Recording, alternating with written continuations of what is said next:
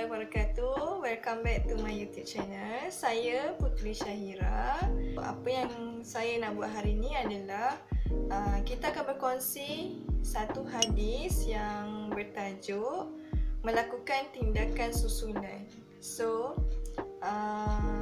orang kata dalam bahasa mudah lah, melakukan tindakan susulan ni, kalau dalam bahasa Inggerisnya adalah follow up. So apa yang kita buat, ada orang follow up, ada orang akan tanya apa yang kita buat, apa yang kita dah buat. Okay, saya akan bacakan hadis dan maksudnya, dan saya akan kupaskan apa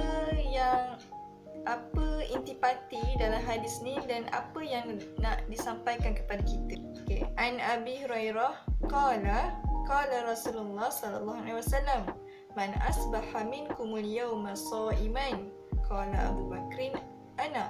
Qala faman tabi'a minkumul yawma janazah. Qala Abu Bakrin ana.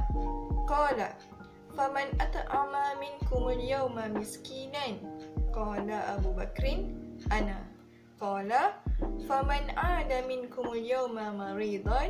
Qala Abu Bakrin ana. Faqala Rasulullah sallallahu alaihi wasallam, majtama'na fi imri'in illa dakhala al-jannah. Okey. Maksudnya daripada Abu Hurairah radhiyallahu anhu, Rasulullah sallallahu alaihi wasallam bersabda, siapa di kalangan kamu yang pada hari ini berpuasa? Lalu Abu Bakar radhiyallahu anhu berkata, saya. Rasulullah SAW bertanya lagi, siapa di kalangan kamu yang mengiringi jenazah pada hari ini? Abu Bakar menjawab, saya. Rasulullah bertanya lagi, siapa di kalangan kamu yang memberi makan orang miskin pada hari ini? Abu Bakar menjawab, saya. Rasulullah bertanya lagi, siapa pada hari ini yang telah menziarahi orang yang sakit? Abu Bakar menjawab, saya. Lalu Rasulullah SAW bersabda, barang siapa yang menghimpunkan semua amalan ini, maka dia akan masuk ke syurga. Hadis riwayat Sahih Muslim. Okey, daripada hadis ni kita boleh nampak gambaran bagaimana Rasulullah SAW dilihat sangat bersungguh-sungguh untuk menggalakkan para sahabatnya melakukan kebaikan ataupun amalan mereka lah, sehingga kan Rasulullah buat tindakan susulan ataupun follow up terhadap amalan-amalan para sahabat untuk pastikan para sahabat belajar dan praktikkan apa yang dipelajari daripada Rasulullah. Okay, kita boleh nampak ataupun mana-mana yang korang tahu, sebahagian gerakan jemaah ataupun daripada dalam organisasi Islam. Kita tahu dekat Malaysia ni banyak jemaah Islam semestinya yang banyak menggunakan borang follow up ataupun kita boleh panggil mutaba'ah amal. Contoh dalam institusi pengajian tertinggi ada organisasi Islam. Okay? At least ada satu ataupun dua organisasi Islam. Jadi apa yang selalunya ada dalam organisasi tersebut adalah mutaba'ah amal, yang mana borang mutaba'ah amal itu untuk ahli-ahli, setiap ahli dalam organisasi tersebut untuk lakukan list amalan yang ada dalam borang tersebut. Kenapa penting untuk ada mutaba'ah amal ni adalah supaya kita betul-betul jaga amalan kita. Memanglah kita rasa kita boleh jaga sendiri, tapi hakikatnya susah untuk jaga amalan kita sendiri. Jadi ia lebih baik untuk kita jaga sama-sama secara berjemaah. Dengan ada borang tersebut, akan ada orang akan follow up kita. Okey, amalan apa yang kita tak buat.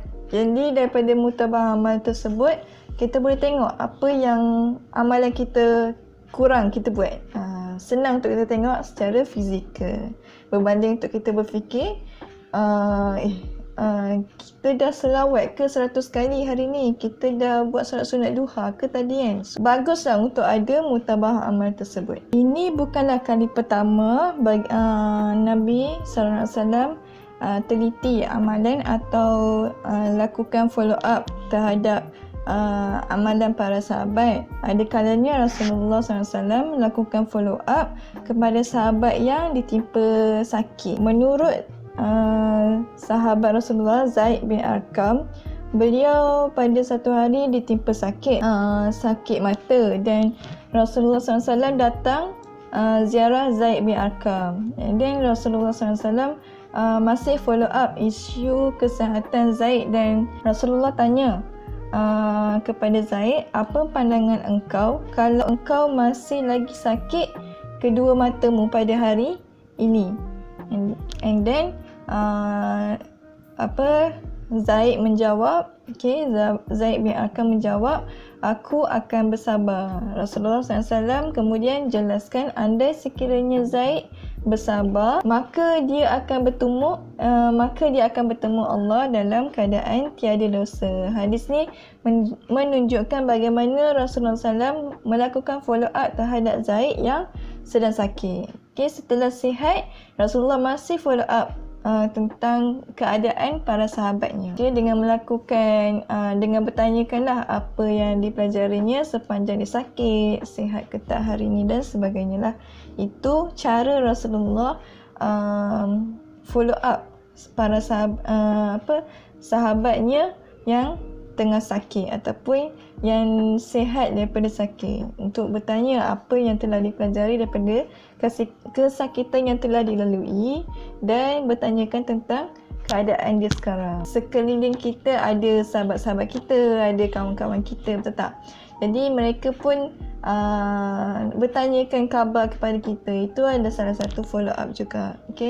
Mereka nak tanya apa keadaan kita sekarang, kita sakit ke tak, sihat ke tak dan sebagainya. Itu adalah salah satu sunnah juga. So korang janganlah rasa terbeban untuk tanya.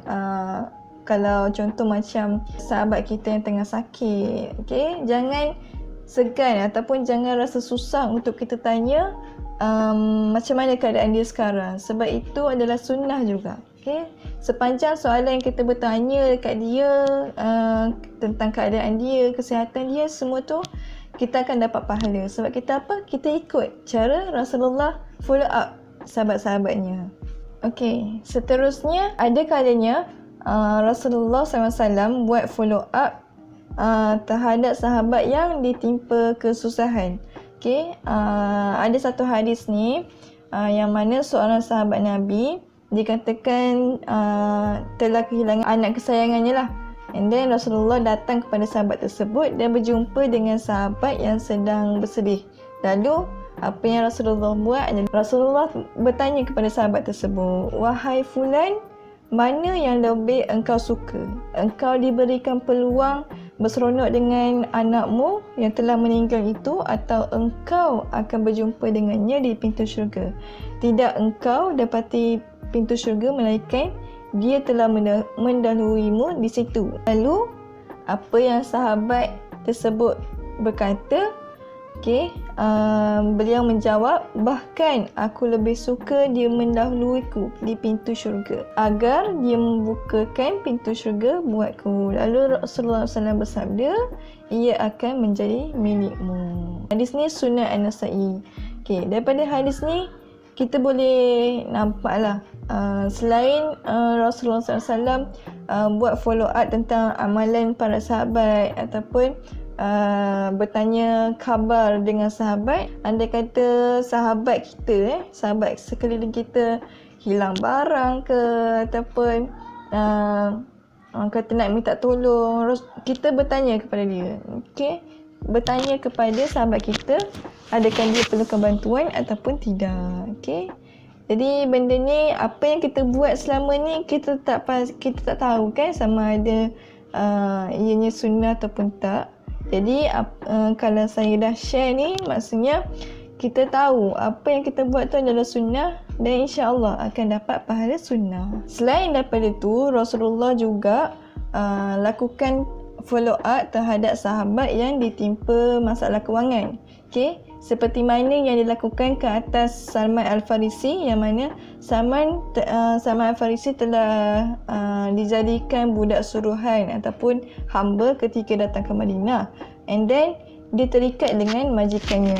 Lalu pada suatu hari Rasulullah pun memanggil Salman Al-Farisi dan berikan Salman Al-Farisi emas yang berbentuk sebiji telur. Rasulullah pun berkata, ambillah emas ini wahai Salman dan bebaskan dirimu dari tuanmu. Okey, ini Musnad Ahmad.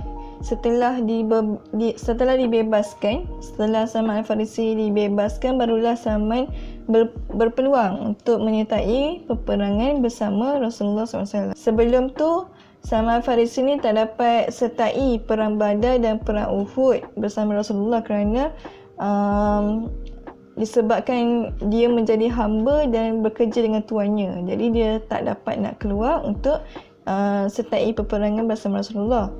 And then Salman Al-Farisi mula berjihad bersama dengan Rasulullah dalam perang Khandaq dan seterusnya sertai peperangan yang lain bersama baginda Nabi Muhammad SAW setelah baginda membebaskan Salman Al-Farisi daripada tuannya. Okey. Jadi kat sini kalau kita baca sendiri memang kita nampak Salman Al-Farisi dalam kesusahan, tapi hasrat Salman Al-Farisi adalah untuk sertai peperangan bersama Rasulullah. Jadi itu yang dia nak. Okey, itu yang dia nak. Dan dia rasa susah untuk keluar berperang kerana terikat dengan keadaan perhambaan dia lah dengan tuannya kan. Jadi disebabkan jadi hamba, dia tak boleh keluar perang bersama Rasulullah. Jadi Rasulullah pun bantu sahabatnya, bantu Salman Al-Farisi untuk sertai peperangan bersama baginda dengan membebaskan Salman Al-Farisi dengan sebiji emas yang berbentuk telur. Jadi kat situ kita boleh nampak betapa prihatinnya Rasulullah dengan para sahabatnya. Okey, jadi itu je lah yang saya boleh share tentang hadis tersebut. Hadis ni mendidik kita, bukan sekadar mengajar untuk melakukan kebaikan, bahkan kita lakukan follow up dan membimbing sahabat-sahabat kita untuk menjadi Muslim yang baik, insya-Allah. Okey, jadi itulah yang saya nak share dalam hadis ni. Segala apa yang saya katakan, jika ada yang salah ataupun silap, mohon sangat-sangat untuk betulkan dan share video ni kepada rakan-rakan anda supaya jika mereka tengok video ni, anda juga akan dapat pahala. Kita jumpa lagi di video akan datang, insya-Allah. Kepada yang belum subscribe, mohon subscribe. Terima kasih. Assalamualaikum warahmatullahi wabarakatuh.